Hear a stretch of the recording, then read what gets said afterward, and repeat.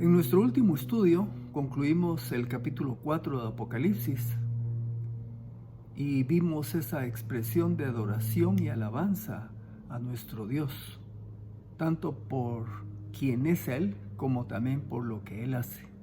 Y continuamos precisamente en el cielo y Juan nos sigue describiendo qué es lo que mira. Aquí va a ser interesante porque en este capítulo se da un momento muy esperado y es lo que vamos a estar estudiando, y también vamos a ver cómo en un momento dado Juan, con la expectativa que tiene de que los planes del Señor se hagan realidad, hay un momento en que cree que posiblemente no va a ser así y llora profundamente. Pero pues vamos a entrar al estudio y vamos a ver qué es lo que nos espera acá en el capítulo 5 de Apocalipsis. Entonces nos toca en esta oportunidad Apocalipsis capítulo 5, versículos del 1 al 7. Vamos a tener una pequeña introducción como para darnos un contexto de lo que viene. Yo les confieso que me costó un poquito cuando estaba escuchando a un pastor y digo, pero ¿por qué está hablando de este tema? Pero ya entrando al capítulo 5 de Apocalipsis, como dirían en México, me fue cayendo el 20, ¿verdad? Para los que no saben eso era cuando habían teléfonos de moneda. Entonces en México, para que hacer una llamada era una ficha de 20. Entonces dicen que cuando uno le cae el 20 es cuando al fin entendió algo, ¿verdad? Bueno, empecemos con Génesis. Dice Génesis capítulo 1, 27 y 28. Creó pues Dios al hombre a su imagen. A imagen de Dios lo creó. Hombre y mujer los creó. Dios los bendijo y les dijo, sean fecundos y multiplíquense. Llenen la tierra, sojúzguenla. Eso sojúzguenla en otra versión dice, gobiernen sobre ella y tengan dominio sobre los peces del mar, las aves del cielo y todos los animales que se desplazan sobre la tierra. A estos dos versículos los estudiosos le han llamado el mandato cultural, precisamente porque aquí es donde dio las instrucciones al ser humano de lo que ellos tenían que hacer como criaturas de Dios, ¿verdad? Una era multiplicarse, tener hijos. Por cierto, no es parte de la lección, pero para que sirva, les cuento que hoy día los jóvenes están pensando si se casan o no se casan. A la luz de la palabra, yo digo, es la voluntad de Dios que el ser humano, hombre y mujer, se casen. ¿Hay excepciones? Claro, por supuesto. Luego la siguiente pregunta es si ya que se casaron, ¿tienen o no tienen hijos? Bueno, la voluntad de Dios es que se multipliquen, que tengan hijos. Así que no veo por qué posponerlo. Hay razones, pues, pero eh, hay que tener hijos. Yo sí promuevo eso. Por supuesto, también me van a decir, hay parejas que a veces no pueden tener hijos. Sí, está bien, lo reconocemos. Y no se olvide que está el camino también de la adopción. Al fin y al cabo, todos nosotros somos adoptados en Cristo Jesús. Así que cuando una pareja no tiene hijos, se adopta, está siendo un modelo que es bíblico. Bien, y se nos dice que la tarea del ser humano era gobernar sobre la creación. Dios crea al hombre y a la mujer, los pone en un paraíso y se los entrega para que lo administren y los manejen, por supuesto, para el Señor. ¿Qué pasó? Génesis 3. Habían recibido instrucciones Adán y Eva y sencillamente no las siguieron, no confiaron en Dios, fueron desobedientes, hicieron lo que Dios les dijo que no hicieran. Eso fue, y el resultado fue que pecaron. O sea, tomaron su propio camino, se separaron de Dios. Si Dios les había dicho que el día que hicieran eso, morirían. Y ciertamente murieron espiritualmente, aunque biológicamente siguieron vivos. Y aquí, por supuesto, voy como a 100 por hora. Ya en el capítulo 3, versículo 23, se nos narra que el Señor Dios lo arrojó del jardín del Edén para que labrara la tierra de la que fue tomado. Sencillamente, el hombre pierde el lugar en donde Dios lo había puesto y es arrojado y con las consecuencias que todos ustedes conocen.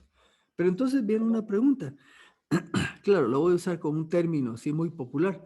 Bueno, entonces, ¿quién se quedó con el negocio? ¿Qué pasó con esa creación? ¿Quién se quedó a cargo? pues lamentablemente el hombre perdió, por así decirlo, lo que había recibido y quedó en manos de alguien más. En primera de Juan 5:19, que estudiamos hace ya algunos meses, Juan dice, perdón, en Juan 14:30, en el Evangelio, Juan dice, bueno, Jesucristo es el que está hablando y se refiere y dice que el príncipe de este mundo, así se refiere en Juan 14:30, se refiere a Satanás como el príncipe de este mundo. Luego más adelante en primera de Juan 5:19, lo estudiamos, Juan dice, sabemos que somos de Dios y que el mundo entero está bajo el maligno.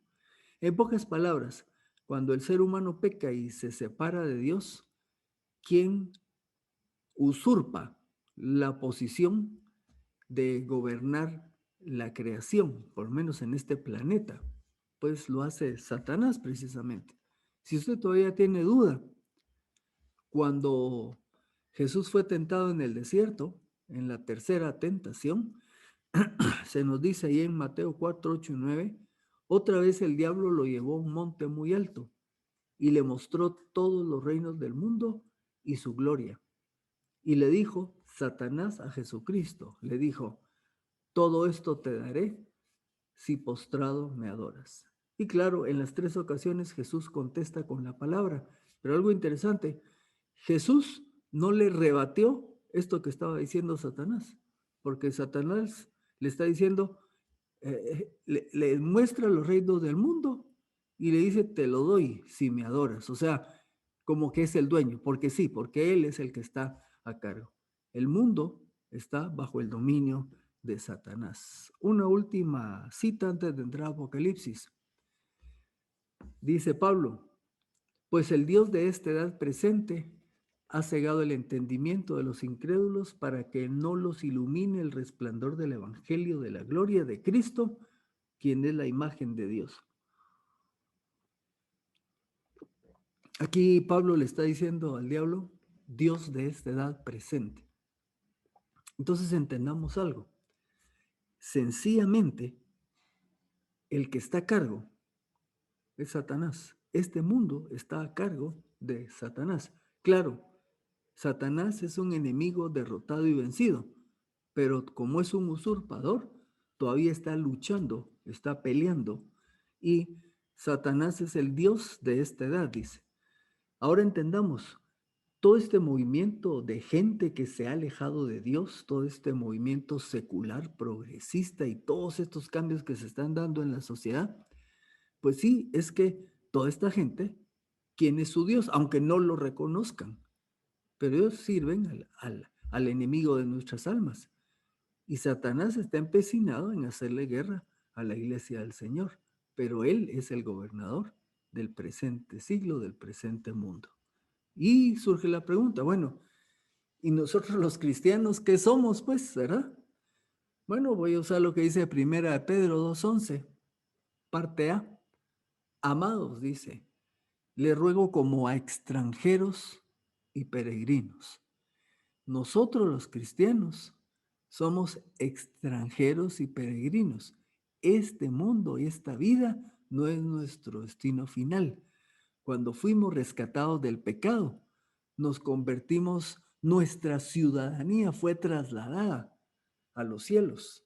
Así que nosotros estamos aquí en esta tierra de paso, como dice Pedro, extranjeros y peregrinos. Miren, a todos se nos olvida. Conocemos esta palabra, todos estos versículos, y se nos olvida.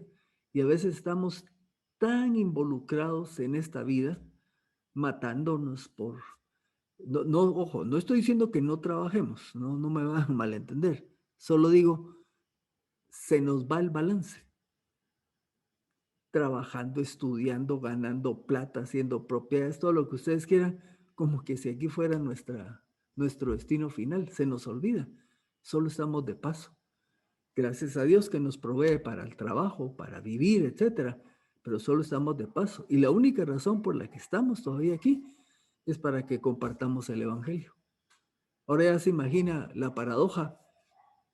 Si no estamos compartiendo el evangelio, y cada vez más el mundo envuelve nuestras vidas y empezamos a asemejarnos al mundo en el que vivimos. Eso es, eso es triste. Bueno, pues partiendo de esa realidad de que en este mundo somos peregrinos y que este mundo está bajo el control y dominio de Satanás, entonces nos vamos a trasladar al cielo. Hace una semana, en el capítulo 4 de la isla de Patmos, nos movemos hacia el cielo. Y en el capítulo 5 seguimos en el cielo. Así que empecemos con el versículo 1. Juan, de nuevo, recuérdense, él fue llamado por Jesucristo, es trasladado al cielo, dice, en el Espíritu, y está observando toda esta escena, ¿verdad? Que ya no corresponde a la creación, sino es donde está el trono de Dios. Y entonces Juan dice, bueno, y la semana pasada nos terminamos el capítulo con esa expresión de adoración y alabanza que hacen los 24 ancianos, los 4 seres angelicales que están ahí alabando al Señor, quitando sus coronas y poniéndolas, ofrendándolas para Él. Y ahí terminamos. Y entonces el siguiente punto dice Juan, y vi en la mano derecha del que estaba sentado sobre el trono, y recordémonos que el que está sentado sobre el trono es Dios, ¿verdad? Y dice, y entendamos todo esto, ¿verdad? Que de alguna manera Dios está permitiendo esta visión para que Juan la entienda y nosotros la entendamos. Y claro, ustedes saben que pues Dios no tiene una forma humana, por lo tanto no va a tener una mano humana, pero la expresión que está teniendo es para que nosotros podamos entender. Entonces dice Juan, vi en la mano derecha del que estaba sentado sobre el trono un libro. La palabra libro que se utiliza aquí es la palabra biblión, ¿verdad? De donde se deriva incluso la palabra Biblia, ¿verdad? Les voy a contar un poquito más de esto. Un libro escrito por dentro y por fuera, dice, sellado con 7 sellos. Cuando nosotros leemos libro, lo primero que nos imaginamos, pues es como los libros que todos tenemos, encuadernados, con páginas y todo. Pero en realidad, en este caso, la palabra biblión sí puede referirse a la presentación tipo libro que nosotros tenemos, pero también se refiere a rollo. Y en este caso, lo que Juan está viendo es un rollo. Aquí tienen ustedes un rollo y no quiere decir que fuera exactamente como esto, es solo para darles una idea. Este rollo, vamos a ver si ponemos acá. Esta era una manera de ponerle los sellos. Usualmente eran de cera y como ustedes miran aquí van a ver que uno de los pasajes dice que quién lo puede desatar, porque una manera de sellar un documento de estos era con una pita. Miren, aquí hay una pita y entonces donde se hacía el nudo, ahí se ponía la cera. Si alguien trataba de abrir o romper ese sello, obviamente ya no lo podía recuperar porque al desanudarlo se rompía la cera. El hecho de que fueran 7 sellos, lo que nos dice es que el contenido de ese rollo era de suma importancia y tenía 7 sellos, porque que no era posible que fuera violado. Solamente podría abrirlo la persona para quien estaba destinado ese rollo. Les cuento también que aquí ustedes ven esta presentación con esos sellos así en fila. Algunos otros piensan que posiblemente los sellos podían venir aquí, digamos, y luego otro más al centro, y luego otro más al centro. Entonces, conforme se iba abriendo el rollo, se iban rompiendo esos sellos. Y hay algunos más que piensan que los sellos iban por dentro, ¿verdad? Así paulatinamente, pero digamos en la parte central, y conforme lo iban desarrollando, se iban quitando los sellos. Sea como fuera, lo que nos dice es que hay un documento ahí sellado. Aquí, a manera de ilustración, abajo a su derecha, les estoy colocando lo que se llama códice. Esta palabra códice o códex se refiere precisamente a esta presentación como la que nosotros conocemos como un libro. Lo único que se le llama códice y actualmente así se le llama a todos aquellos que tienen una presentación de libro, pero que están escritos a mano. Entonces, hoy día los que están en museos y guardados se les llaman códices, parecen libros, pero se les dice códices porque están escritos a mano. A partir de que se inventa la imprenta, entonces ya toma el nombre de libro, pero son páginas encuadernadas con pasta y todo lo demás. Por cierto, hay un museo en la ciudad de Washington, en Estados Unidos, que es el Museo de la Biblia. Ahí ellos tienen una copia de una imprenta como la que inventó Juan Gutenberg. Y es interesante, dan muestras de cómo imprimían las páginas. Usted se recuerda que el primer libro que imprimió Gutenberg pues fue una Biblia. Bien, vamos a continuar. Ahora surge una pregunta, ahora, bueno, mira, ¿y qué era ese rollo? ¿Qué contenía? ¿Por qué? Ya estamos, ok, me parece que, ok, creo que perdí un ratito la señal, pero ya estamos de regreso. Bueno, ¿qué tenía este rollo? Hay distintas opiniones. Por ejemplo, en el caso de John MacArthur dice que el libro que Juan vio en la mano de Dios es el título de propiedad de la tierra. Y esta tierra se le dará a Jesucristo. Opina él que, sin embargo, no están los detalles de lo que Cristo va a heredar, sino que en este rollo está cómo él recobrará su legítima heredad. Y usted vamos a ver que más adelante se empieza a abrir este rollo, empezamos a ver todo lo que eso implica. ¿Qué otra opinión tenemos de lo que es este rollo? Simon Kistemaker dice, concluyo pues que el contenido del rollo forma parte del propósito secreto de Dios de establecer su reino en la tierra hasta que se revele la plenitud. Miren pues, en pocas palabras, yo les empecé hablando de que el hombre perdió... ¿Sí? ¿Aló? Ok, yo les decía... No se ve la presentación. No se ve la presentación, permítanme, pues vamos a hacer un proceso acá y vamos a volvernos a conectar. Vamos a ver aquí. Muy bien. Y dice compartir pantalla. Va a dar ahora. Ok. Ya regresamos, ¿verdad? Muy bien. Les di un tiempito solo para que calumniaran, murmuraran y difamaran, pero vamos a... Debíamos aprender la lección de ayer. Sí. Perdí la conexión, pero ya me conecté. Ahorita estoy usando mi teléfono. Vamos a ver, pues, compartir pantalla. Y vamos a ver, solo voy a estar seguro que sí se sigue grabando. Sí. Entonces, compartimos pantalla. Y... La grabación pues, se paró. Sí, pero ya regresó, según dice aquí, se está grabando. Me dijo, ahora aparece una voz de mujer que dice, correcto. Su grabación se está haciendo, dice. Muy bien, yo creo que aquí estamos. Bueno, ahí sí. Y creo que me faltó un pedacito aquí, pero déjenme un momentito. Vamos a ver, solo voy a arreglar esto. Ahí estamos. Y volvemos de nuevo. Ahora sí, después de una breve interrupción y estos comerciales, regresamos de nuevo. Asista a Centro Bíblico El Camino, una iglesia donde se predica la palabra. Regresamos al estudio. Muy bien. Dice, lo que estamos diciendo es que este rollo lo que implicaba era precisamente la corrección del problema que se iba allá en Edén y todo lo que hemos vivido como humanidad por estos cientos de años, en donde el ser humano separado de Dios ha estado rebelde. Jesucristo vino, murió por todos nosotros, nos lleva de nuevo al Señor, pero todavía está pendiente que el Señor tome posesión nuevamente de su creación. Y entonces en este rollo es donde se está dando este momento clave, ¿verdad? Donde va a haber ese retorno al señorío de Jesucristo de toda su creación. Otro autor, Dennis Johnson, dice que el plan de Dios, este rollo tiene el plan de Dios para la historia, y el doctor Donald Constable dice que este libro contiene las profecías de Apocalipsis que van del capítulo 6 al 22. Bien, versículo 2. También vi a un ángel poderoso que proclamaba a gran voz, ¿quién es digno de abrir el libro y de desatar sus sellos? Bueno, número uno, un ángel poderoso.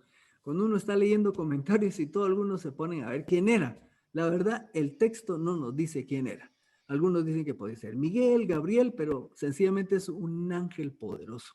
¿Y por qué es que proclama a gran voz? porque lo que va a decir, lo que viene en este momento es algo de mucha importancia. Y aquí mismo está la pregunta: ¿quién es digno de abrir el libro y de desatar sus sellos?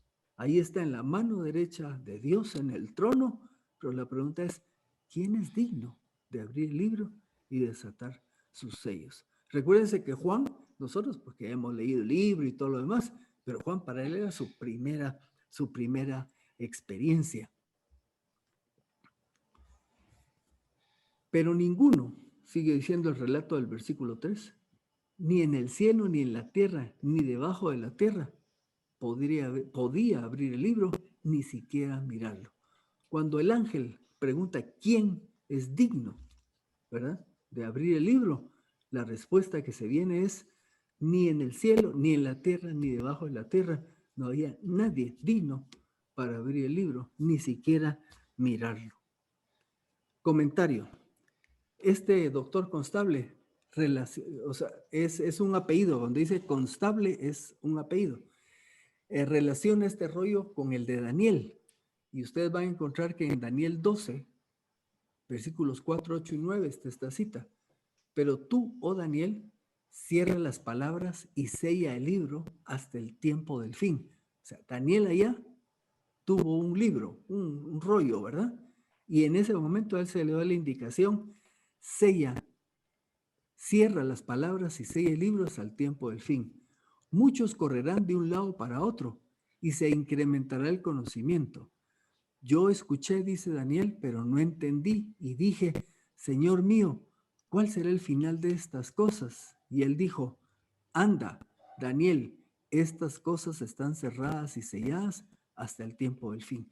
Y esto que Daniel estaba viviendo, nosotros estamos viéndolo ahora en el capítulo 5 de Apocalipsis. Precisamente aquí es donde se va a ver quién es digno de poder abrir este libro. Recuérdense que buen número de años después, posiblemente estamos hablando de unos 500 años después de Daniel aproximadamente, dice que estaba Jesús sentado en el monte de los olivos y sus discípulos se acercaron a él aparte y le dijeron: dinos, así como Daniel quería saber cuál iba a ser el futuro, también los discípulos le dicen: dinos, ¿cuándo sucederán estas cosas? ¿Y qué señal habrá de tu venida y el fin del mundo? Y dentro de esos estaba Juan precisamente. Ya de ese momento, teniendo en presencia del Señor, estaban inquietos. ¿Cuándo va a suceder esto del fin?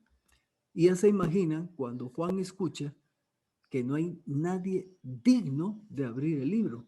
Es el momento esperado de cuando se iba a revelar lo que viene en el futuro, la consumación de todo el trabajo que Dios había hecho, y no hay quien pueda abrir el libro. Y entonces por eso nos dice el versículo 4, dice Juan: y yo lloraba mucho, porque ninguno fue hallado digno de abrir el libro, ni siquiera de mirarlo. Y los que estudian los términos en que se escribió el Nuevo Testamento nos indican que esta palabra que dice ahí, lloraba mucho, es la misma palabra que se utiliza cuando Jesucristo lloró por Jerusalén, ¿verdad? Y también es la misma palabra que se usa para describirnos a Pedro cuando lloró después de haber negado a Jesús. O sea, se habla de un llanto profundo, la tristeza de Juan de que no hubiera quien pudiera abrir ese libro para que se revelara lo que es el futuro y la consumación de todo. Lo afectó bastante. ¿Por qué lloró Juan? Precisamente por esa expectativa de futuro. Daniel, ¿cuál fue su pregunta? ¿Cuál será el final de estas cosas? Los discípulos, ¿qué preguntaron? ¿Cuándo sucederán estas cosas? Y cuando está Juan ahí, a la espera, ¿van a suceder o no? Sí, pero es que no hay quien abra el rollo, ¿verdad? Y entonces, versículo 5, dice: y uno de los ancianos me dijo: no llores. He aquí el león de la tribu de Judá, la raíz de David, ha vencido para abrir el libro y sus 7 sellos. Pues todos sabemos que una de las imágenes que se habla de Jesucristo es el león de la tribu de Judá. Y también aquí se nos dice que es la raíz de David. Todos sabemos que que Jesucristo en su línea genealógica viene de la tribu de Judá. David era de la tribu de Judá y de David viene el Mesías. Ahora veamos algunos pasajes que nos dan luz con esto. Esto de Judá está en Génesis capítulo 49, 8 y 9. Esta escena es donde está Jacob dándole, como quien dice, las bendiciones o la descripción de cómo eran sus hijos, ya cuando él estaba para partir. Y cuando le tocó a Judá, pues le dice Jacob a Judá: a ti, Judá, te alabarán tus hermanos. Tu mano estará en el cuello de tus enemigos, una tribu que iba a ser poderosa. Se inclinarán a ti los hijos de tu padre, o sea, sus sobrinos, los hijos de sus hermanos. Y aquí es donde lo describe como cachorro de león es Judá.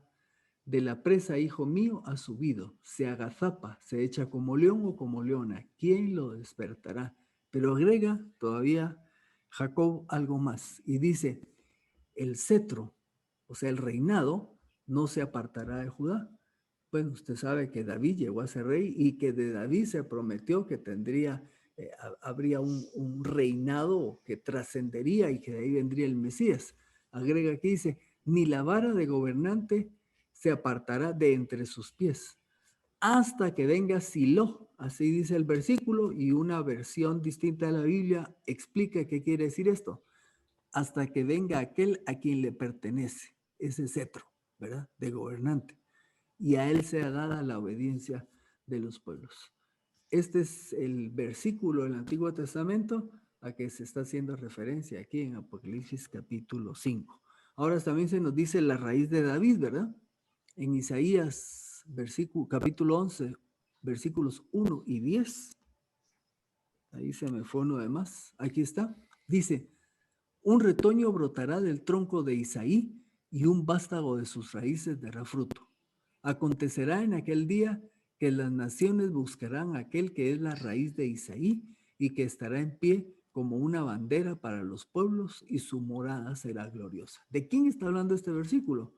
De Jesucristo, precisamente. Tanto las palabras de Jacob tenían un elemento profético que apuntaban a Jesús, y aquí Isaías está hablando precisamente de ese retoño que sale del tronco. Dice, recuérdense que el pueblo del sur, Judá, fue llevado cautivo por Nabucodonosor, y cualquiera hubiera pensado que ahí se terminó la descendencia de David. Sin embargo, Dios de manera sobrenatural preservó esa descendencia hasta que llega el momento en que tiene que nacer Jesucristo. Y ustedes encuentran esto, por ejemplo, este versículo de Mateo: libro de la genealogía de Jesucristo, hijo de David, hijo de Abraham. Y ustedes, si no se recuerdan o si quieren revisarlo, tanto Mateo como Lucas presentan por dos vías distintas a Jesucristo como descendiente de David. Si ustedes leen Mateo, ahí hay una genealogía, y si leen después Lucas, ahí hay otra genealogía. Solo que cuando ustedes la leen detenidamente se van a encontrar que hay cierta diferencia, porque uno describe la genealogía a través de José como una descendencia legal, llamémosla, y el otro evangelista presenta la genealogía vía María, que era la de sangre, ¿verdad? Por cualquiera de los dos lados, Jesucristo es descendiente de David. Bueno, entonces se le dice aquí a Juan: tranquilo, no llores. Sí hay alguien que puede abrir ese libro. El león de Judá, ¿verdad? Imponente, vencedor. Sin embargo, en el siguiente versículo, cuando Juan mira, pues no mira al león de Judá, sino que es lo que mira. Y en medio del trono, y de los 4 seres vivientes, y de los ancianos, vi un cordero de pie como inmolado. Tenía 7 cuernos y 7 ojos, que son los 7 espíritus de Dios enviados a toda la tierra. Por supuesto que una imagen pues no lo dice todo, pero dice que había un cordero de pie inmolado. Si ustedes ven ahí en esta foto, pues se ve una mancha de sangre para ilustrar que había sido sacrificado. El término que se utiliza aquí habla de un cordero pero pequeño, como quien dice un corderito, ¿verdad? Ahora, la imagen del Mesías aquí precisamente ¿quién es el que tiene, el que es digno de abrir el rollo? Fíjense que sí, puede ser en su papel como el león de Judá, pero ese es el victorioso, ese es el que esperaban los judíos cuando vino Jesús, un vencedor, un Mesías que iba a derrotar al imperio romano, pero es que no era así la historia. Recuérdense que sin derramamiento de sangre no hay perdón de pecados. Por eso aquí vemos la imagen que ve Juan es de un cordero como inmolado. ¿Por qué? Porque ¿cómo obtuvo la victoria Jesucristo? No la obtuvo con sus huestes celestiales derrotando en una batalla en ese momento a todos sus enemigos, sino ¿cómo obtuvo la victoria? La obtuvo dándose él mismo por amor en sacrificio por toda la humanidad. Ese fue su gran triunfo, me explico, porque él vino a buscar lo que se había perdido. Y la única manera de recobrarlo era dando su vida en lugar de todos los pecadores. Entonces, por eso cuando le dice, el que puede abrirlo es el león de Judá, pero cuando mira a Juan, mira un cordero, porque fue en esa función como Jesucristo logró la victoria, en humildad, en sencillez, dándose a sí mismo. Interesante, ¿verdad? Por supuesto, la parte de león vendrá después, porque es lo que vamos a ver en Apocalipsis, ya cuando viene el momento de la verdad serio, ¿verdad? Donde va a haber un enfrentamiento entre poderes. Bueno, pero hay más información acá. Dice que tenía 7 cuernos, ¿verdad? 7 cuernos. El significado de los cuernos en el Antiguo Testamento es de fortaleza y poder. Y como son 7, entonces habla de perfección. Por lo tanto, se habla de que es un poder perfecto y absoluto que tiene el Cordero. Agrega que tiene 7 ojos. Y eso hace referencia a su perfecta omnisciencia. Este Cordero tiene la capacidad de estar al tanto de todo en toda su creación. Él sabe lo que está pasando, así que es capaz de estar al tanto y de manejar la creación porque Él es omnisciente. Hay un detalle más que nos menciona el versículo. Dice los 7 espíritus de Dios. Cada vez que hemos visto, y lo hemos visto ya en otros pasajes anteriores, se refiere al Espíritu Santo. Y son 7 porque se habla de la plenitud del Espíritu Santo en su fusión como miembro de la Trinidad.